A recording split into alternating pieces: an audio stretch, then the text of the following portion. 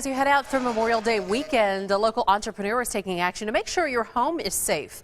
And now's Pete Serrato spoke to a Scottsdale man taking a high-tech approach to stopping thieves from robbing you of everything.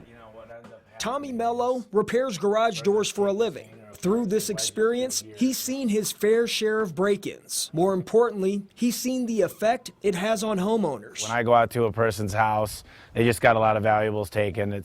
They're dealing with insurance, they lost stuff, family heirlooms they can't get back. This is installed, it's not going anywhere. You can't get access. He recently created this device. It's called the Garage Defender, meant to block any movement in your garage door should a burglar go this route.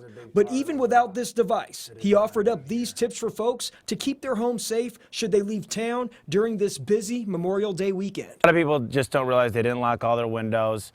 A lot of people should wedge a piece of wood or they got brackets built. I always advise giving a keypad, installing a keypad on the side, because if you don't have a keypad, the neighbors can't get in. I always tell my neighbors they come at least, if I'm out of town for more than a week, they're going in a couple times to make sure everything's okay.